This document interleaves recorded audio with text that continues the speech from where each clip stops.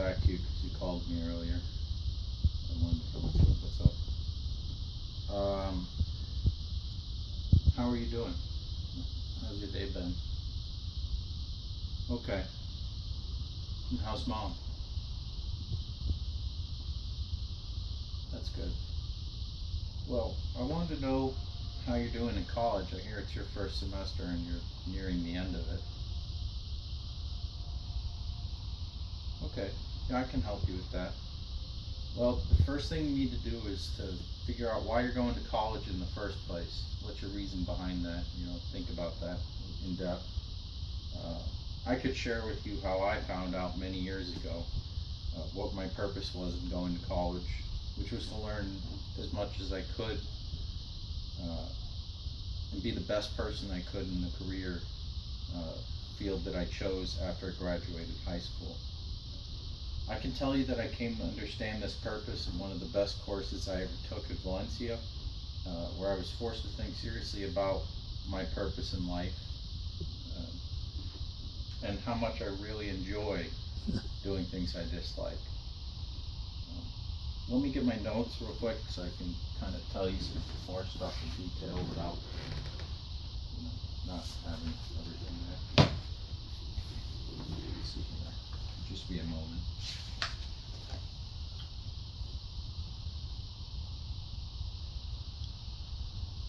I came to understand what I valued in the workplace by visiting myplan.com. I highly recommend you visit this website. There's like 60 to 70 questions, but they'll help you establish things like your values, your skills, your interests, things that are pretty important when you're trying to figure out a career path to take. I suggest it. I really recommend that you use it. It helped me a lot. I couldn't have passed my class if I hadn't used it. And what the website told me for values was that I need a strong support of employees by the employer. That means good salary. The company will stand with me. I'll stand, by them. They do good by me. I'll do good by them, kind of stuff. Good working conditions, things like job security, medical benefits, and if I screw up, they give me a lawyer. Finally, relationships in the workplace. It's important to me that my coworkers have my back and I have theirs, and that I can trust in them and they can trust in me, so we have an open relationship that way. According to the website, my primary interests were enterprising, which means that I like to lead other people and have organizational goals each day so I can do things. And then my second one was conventional. I really like order and structure, even though I'm interested in being as innovative as I can be. Well, that makes sense then. These interests are important because they gave me direction to my purpose and they guided me to a choice of a career as a political policy analyst. You know that people who are enterprising often examine and discuss political events and strategies, and people who are conventional like to read and understand how history affects us today. I do both of these things, and they're very important when you're in a job like that, any job pretty much in the political science category. Do you remember when I went to Valencia to sort out and find my way with a vague plan to transfer to UCF? Well, once I got my associate's degree, I went on to get my bachelor's degree and then my master's degree. If you choose a similar route, that requires a master's degree. It'll take at least 7 years to get a job, if you get a job in your career field. The total cost will be around $70,000, which includes the cost of living and other essentials, also some tuition.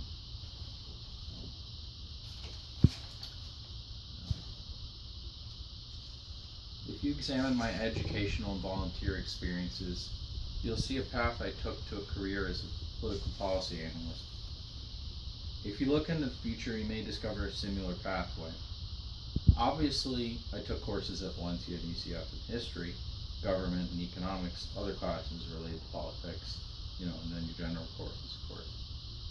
I volunteered at polling stations during elections and actively participated in political campaigns. So I established some relationships with people I may need in my career. What am I doing now?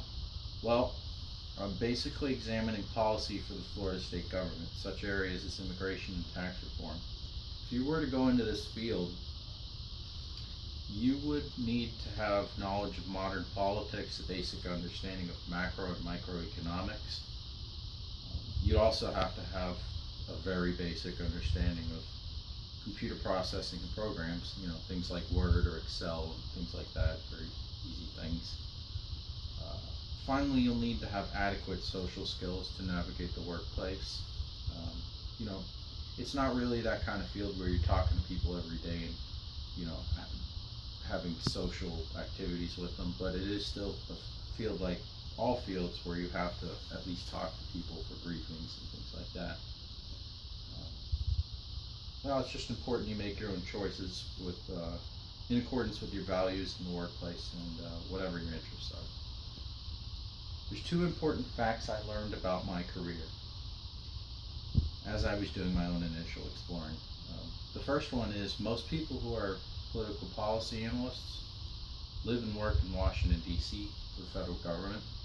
And then second to that, the rest of them typically work for state governments in each one of the state capitals. And then the second fact is in political science, the field you'll need to take in order to be what I am, or a lot of other things that have to do with like history and stuff like that, or lawyers. It's the most competitive field. So what that means is there's tons of people out there, all with the same skills and stuff like that. Some of them may be better than other ones, so those are the ones that you're going to get in. But then you also have very few jobs, so there's a surplus. There's no demand for more workers, so that's a problem. You're welcome, Christian. I'll see you Sunday for dinner. Bye.